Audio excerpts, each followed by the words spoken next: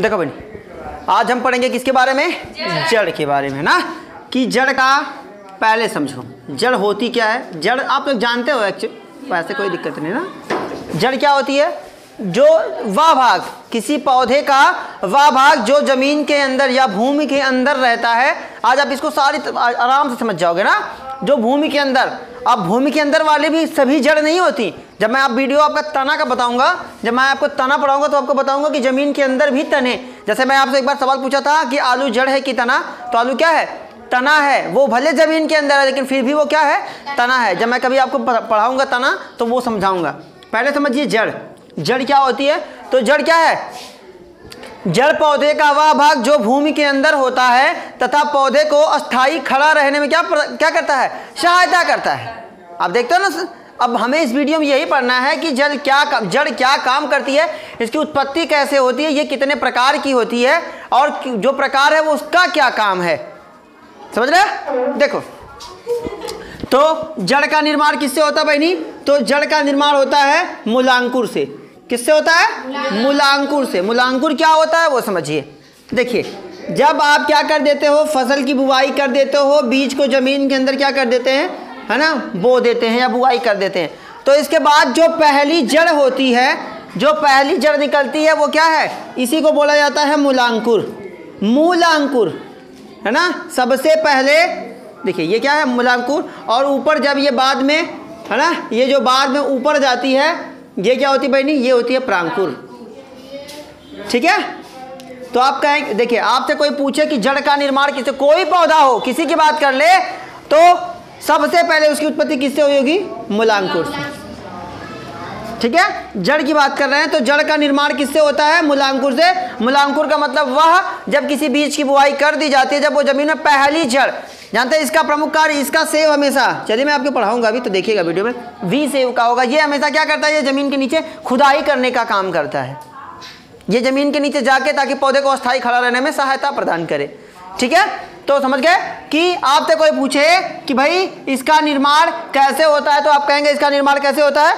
दो प्रकार, सॉरी, किससे होता है? मूलांकुर से होता है। आगे हम पढ़ेंगे कि जड़ का क्या कार्य है, जड़ क्या काम करता है। दिखाई दे रहा है ना।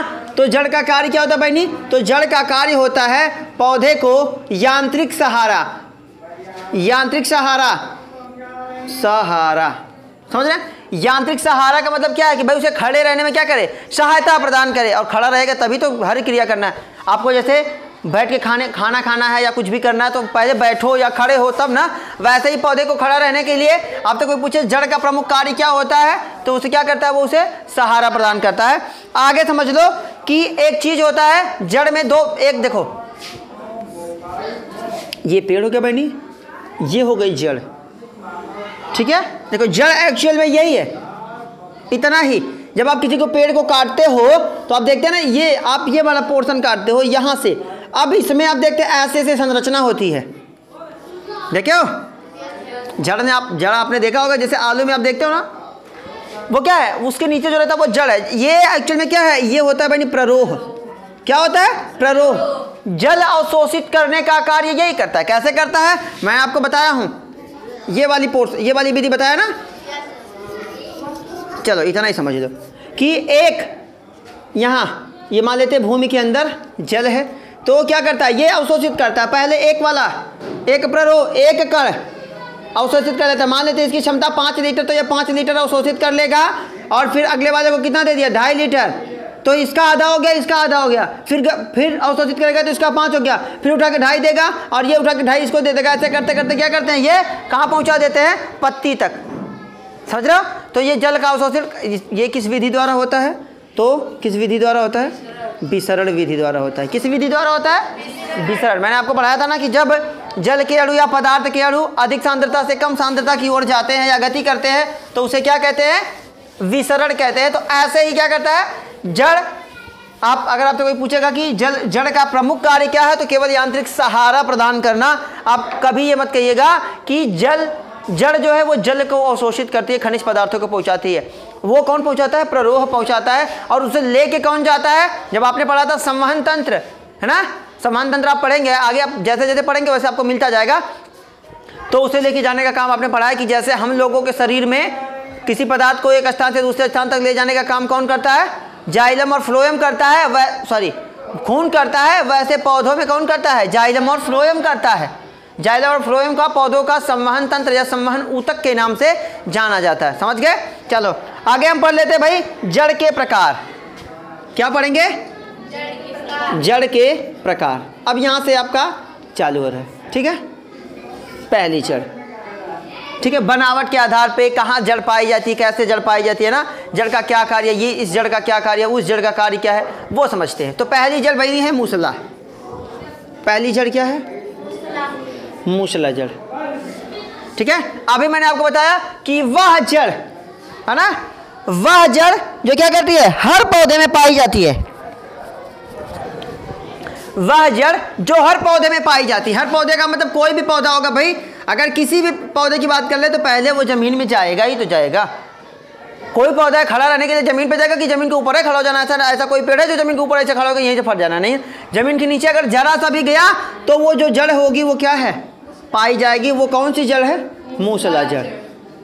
ध्यान दीजिएगा, आप कहेंगे कि मूसला जड़ हर पौधे में पाई जाती है, हर पेड़ में पाई जाती है। और आपको बताऊं इसका निर्माण किससे होता है, मैं आपको बता चुका, जड़ का निर्माण मूलांकुर से होता है। तो मूसला जड़ को प्राथमिक जड़ भी कहते हैं। क्या कहते हैं? प्राथमिक जड़, पहली जड़। पहली जड़ यही है, जैसे ही पौधा उगेगा या जैसे ही भाई मूलांकुर बना है ना, तो सबसे पहले नीचे जाने के लिए कौन सी जड़? मूसला जड़। मूसला जड़ क्या होती है? हमेशा वी सेव की होती है, ये जमीन की खुदाई करती है। समझ रहे हो? तो मूसला जड़ को प्राथमिक जड़ भी कहा जाता है। तो आप पहला प्रकार समझे जड़ के प्रकार में, पहला मूसला जड़, वह जड़ जो हर पौधे में पाई जाती हो। समझ रहे हो? जो हर पौधे में पाई जाती हो और तब तक रहती है, वो कभी खत्म भी नहीं होती। वो तब तक रहती है जब तक कि पौधे का अस्तित्व ना खत्म हो जाए, जब तक पौधा काट के उलाट ना दो तुम। समझे? वो तब तक, जब तक पौधा अस्तित्व में रहेगा तब तक उस पौधे के अंदर कौन सी जड़ पाई जाएगी भाई? नहीं, मूसला जड़। समझ गए? तो मूसला जड़ आप कहेंगे कि मूसला जड़ हर पौधे में पाई जाती है जब तक कि उसका क्या हो जाता है, अस्तित्व समाप्त नहीं हो जाता।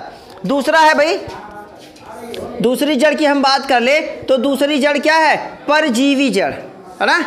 आपने कुछ ऐसे पौधे देखे होंगे जो क्या करते हैं, जो दूसरे पौधे के ऊपर जाके क्या करते हैं, जाकर अपना भोजन प्राप्त करते हैं। हालांकि ये आंशिक रूप से, देखो अब आप गांव में नहीं होते कुछ लोग, कुछ लड़कियां ऐसी होती हैं या कुछ लड़के भी ऐसे, कुछ औरतें भी ऐसी होती हैं जिनको खाना बनाने आता है और उनका रोज पेटों में दर्द रहता है। आज मुझे बनाने का मन नहीं है, ये पेट दर्द कर रहा है, झूठे दर्द कर रहा है। एक्चुअल में देखिए ये क्या है, दूसरी जड़ में आप पढ़ेंगे ना, परजीवी जड़, और ये हो गया बनी मूसला जड़। देखो आप देखो, एक पौधा है, इसके बगल में कोई दूसरा पौधा है, ठीक है, समझ रहे? तो परजीवी जड़ में क्या होता है कि कोई पौधा क्या करता है, दूसरे पेड़ के ऊपर चल जाता है। समझ रहे हो? वो क्या करता है, दूसरे पेड़ के ऊपर चला गया, ये दूसरा पेड़ है, इसके ऊपर पूरा फैल जाता है, ठीक है, और जगह जगह से जड़ निकल जाती। अब वो क्या कर रहा है, इन्हें आंशिक परजीवी बोला जाता है। आंशिक परजीवी क्यों बोला जाता है? ये चाहते तो अपना भोजन बना लेते, लेकिन ये क्या है, काहिल है, एक तरह से, सही है, कहिए, है ना। तो ये क्या है, ये भोजन के लिए क्या करते हैं, दूसरे पेड़ों पर चले जाते हैं, दूसरे पौधों के ऊपर चले जाते हैं और उनसे ही अपना भोजन प्राप्त करते हैं। समझ रहे हैं? तो वे जीव, इसका उदाहरण समझ लीजिएगा, जैसे उसका उदाहरण भी बता रहा हूँ तो इसका समझ लीजिए। मूसला जड़ का जैसे बरगद ले लीजिए, है ना, बरगद हो गया आपका, पीपल हो गया आपका, है ना, बाकी तो आप समझ ही रहे हो, है ना। तो उसमें कौन सी जड़ पाई जाती है, मूसला जड़। हर पेड़ जो लंबा हो या मोटा हो, बड़ा हो, जो ज़्यादा दिनों तक जीवित रहता हो, है ना। अब यूँ कहे कि हर पौधे में, सीधे आसान शब्दों में, कि हर पौधों में कौन सी जड़ पाई जाती है, मूसला जड़। क्योंकि कोई पौधा होगा भाई जमीन के अंदर जाएगा, और जाएगा तो प्राथमिक जड़ की उत्पत्ति होगी, और प्राथमिक जड़ कौन सी है, मूसला जड़। दूसरा मैं बता रहा हूँ आपको कौन सी, परजीवी। तो वह जड़ जो क्या करते हैं, ऐसे ये जड़ उन पौधों में पाई जाती है जो क्या करते हैं, अपना भोजन दूसरे पौधों से प्राप्त करते हैं। तो क्या होता है कि भाई वो दूसरों पे चले गए और उनके पत्तियों पर या उन पौधों के ऊपर पूरी तरह से फैल जाएंगे, और जहाँ जहाँ चिपकेंगे, जहाँ जहाँ टच करेंगे वहाँ से जड़ निकल जाती है, और उससे अपना भोजन क्या करते हैं, प्राप्त करते हैं। जैसे अमर बेल, जैसे अमर बेल, मैं यहाँ लिख देता हूँ, आप समझ जाइएगा। जैसे अमर बेल, ये क्या काम करते हैं, ये दूसरों पेड़ के ऊपर चले जाते हैं और उनसे अपना भोजन क्या करते रहते हैं भाई, प्राप्त करते हैं। तो ऐसी जड़ को क्या कहते हैं, परजीवी जड़ कहते हैं। तीसरी जड़ की हम बात कर लेते हैं तो अधिपाद, है ना। अगर तीसरे की बात हम कर लेते हैं तो अधिपाद। अब देखो ये देखो, ये इससे डेंजर है अधिपाद वाली जड़ भैया, सबसे खतरनाक। खतरनाक का मतलब क्या है, जैसे अभी आपने पढ़ा ना ये वाली जड़ परजीवी पढ़ा, इसमें क्या होता था, इसमें एक पौधा दूसरे पौधे के ऊपर चला जाता था, समझ रहा। कोई छोटा पेड़ बन गया ना, भारी बन गया ये देखिए। अब अधिपाद जड़ वह जड़ होती है भैया, देखो कि कोई ऐसा पेड़ है, जैसे ये आम का पेड़ ले लेंगे, अब इसके ऊपर कोई पेड़ अपने आप उग जाए, यहाँ से उग जाए, ये अलग पेड़ बन जाए। जैसे देखो ऐसा एक पेड़ यहाँ है, अब इसकी किसी डाल से एक तो पेड़ निकल गया, वो अपना भोजन ले रहा है। आपने देखा परजीवी में वो पौधा कहाँ था, दूसरा वाला पौधा भी जमीन पर था, एक पौधा यहाँ था एक पौधा यहाँ था, लेकिन इसमें पौधा जमीन पे ही नहीं करता, वो किसी पौधे के ऊपर से निकल जाता है, समझ रहे हैं। और वहीं जड़ बना लेता है, यहीं जड़ बना लेगा, और जो खाना ये वाला पौधा मान लेता है। अगर ये आम का पेड़ है तो ये क्या है, ये परजीवी जड़ यहाँ से निकल जाती है, ये है परजीवी जड़, है ना, परजीवी जड़। और ये पौधा क्या करता है, ये अपना भोजन, देखिए ये ऊपर इसके रहता है, फिर भी अपना भोजन क्या करता है, बना लेता है। जैसे इसका उदाहरण है बहनी आर्किड, आपने आर्किड देखा भी होगा, ये किसी पौधे के ऊपर निकल जाते हैं, जमीन पे नहीं रहते। जैसे आप ये देखते हो सेम देखते हो, क्या है अमरबेल की बात मैं कर रहा हूँ, ये क्या कहते हैं, ये जमीन पे रहते हैं और दूसरे पे चढ़ जाते हैं केवल, है ना। और अमरबेल क्या करता है, चढ़ तो जाता है, उससे भोजन भी लेने लगता है, लेकिन जो क्या है अधिपाद वाले हैं वो क्या है, वो तो जमीने पे नहीं आते। अमरबेल एक पौधा है बहनी, वो लता के रूप में होता है, वो दूसरे पेड़ के ऊपर चढ़ जाता है, वो भूरे कलर का होता है। हमने नहीं देखा है, हम लोगों ने इधर पाया नहीं उसको, है ना, हमने पढ़ा है केवल। वो समझिए कि वो क्या है, वो भूरे कलर का होता है। आप कभी नोटिस करिएगा, जंगल में जाइएगा कभी तो देखिएगा, वो भूरे कलर का होता है, दूसरे पेड़ के ऊपर पूरी तरह से फैल जाता है और उससे वो क्या करता है, अपना भोजन प्राप्त करता है, ठीक है। और दूसरा क्या है, अधिपाद जड़, वह जड़ जो क्या है, वो पौधा जमीन पर नहीं आना है, उससे जमीन से कोई लेना ही देना नहीं है। वो क्या करता है, वो किसी पौधे के ऊपर से ही निकल जाएगा और उससे ही क्या करेगा, अपना भोजन बना लेगा। इसका उदाहरण क्या है, आर्किड, समझ गए। आगे देखो,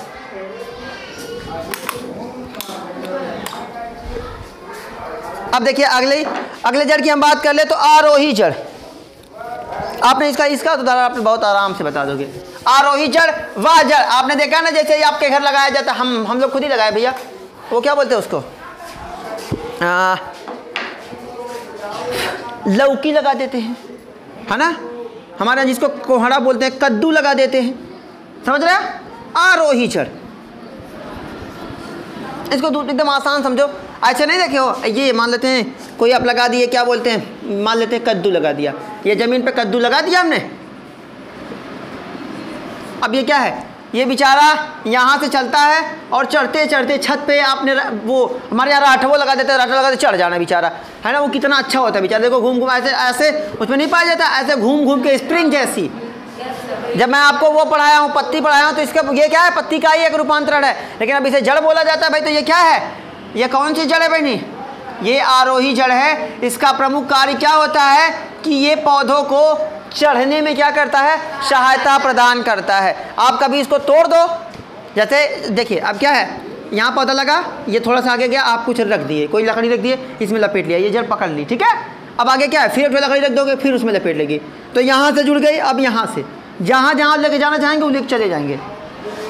तो उसे ले जाने में सहायता कौन कर रहा है, कौन कर रहा है बहनी, आरोही जड़ कर रही है। वह जड़ जो किसी पौधे को क्या करती है, चढ़ने में सहायता प्रदान करती है, एक स्थान से दूसरे स्थान तक जाने में सहायता प्रदान करती है, वो कौन सी जड़ है। अब समझो, अब इसके बाद अब सबसे ज़रूरी जड़ है जो आपने देखा भी है और आप बार बार आप उसका इस्तेमाल भी करते हैं। मैं तो भैया झूला हूँ उस पर, चक्कर तुम लोग VIP लेके आते हो। देखो समझ गए, आखिर इसके बाद समझिए, अपस्थानिक जड़। कौन सी जड़ बनी, अपस्थानिक।